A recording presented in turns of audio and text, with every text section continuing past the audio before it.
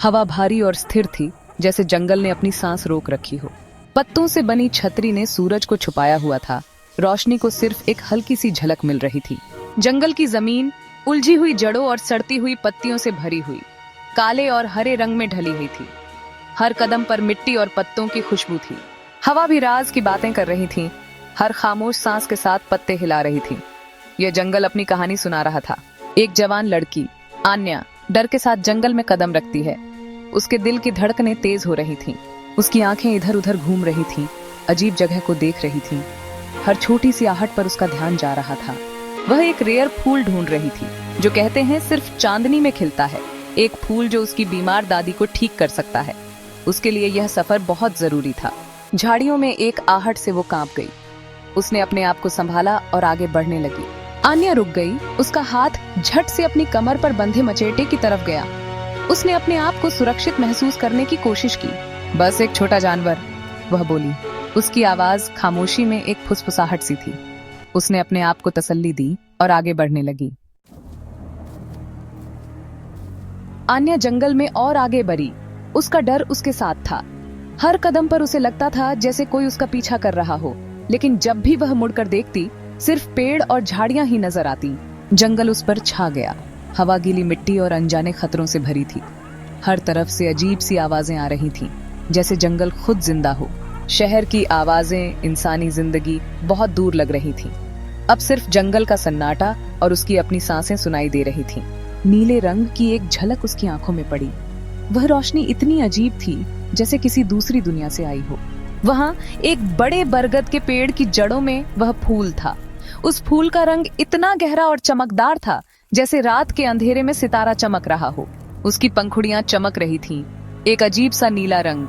हल्की रोशनी में भी वह फूल जैसे अपनी कहानी सुना रहा हो, एक पुरानी कहानी जो सिर्फ जंगल ही जानता हो। जैसे ही उसने उस तक पहुंचने की कोशिश की, एक धीमी गड़गड़ाहट पेड़ों में गूंजी। वह आवाज इतनी भयानक थी, जैसे जंगल ने खुद उसे चेतावनी दी हो। आन्या का खून जम गया। उसने कभी ऐसी आवाज नहीं सुनी थी। उसके दिल की धड़कनें तेज हो गईं। ये किसी भी जानवर की आवाज नहीं थी जो वह जानती थी।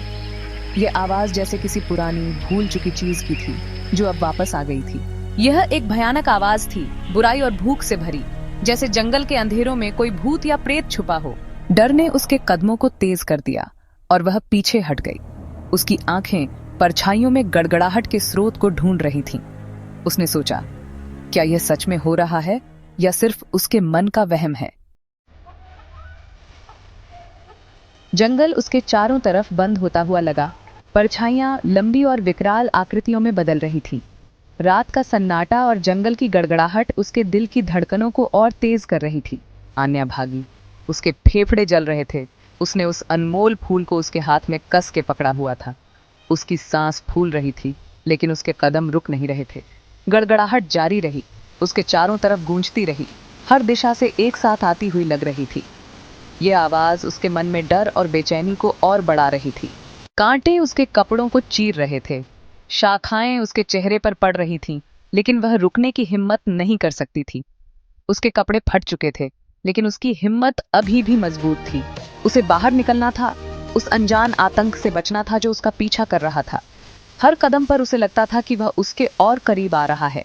जैसे ही वह झाड़ियों से लड़खड़ाती हुई निकली, उसने कुछ अजीब देखा। उसकी आंखें विश्वास नहीं कर पा रही थीं जो उसने देखा। पांव के निशान इंसान से बड़े गीली मिट्टी पर बने हुए थे। वह ताजे थे। यह निशान उसके दिल में एक नए डर को जन्म दे रहे थे। जो भी उसका शिकार कर रहा था, वह करीब था। उसने अपने आसपास देखा, लेकिन अंधेरा इतना घना था कि कुछ दिखाई नहीं दे रहा था। आन्या एक खुले मैदान में पहुंची। उसका दिल जोर से धड़क रहा था, जैसे किसी अनजाने खौफ से भरा हो। चांदनी ने जगह को रोशन कर दिया। एक ऐसा मंजर दिखा जो उस पर डर की नई लहर ले आया। उसके रोंगटे खड़े हो गए।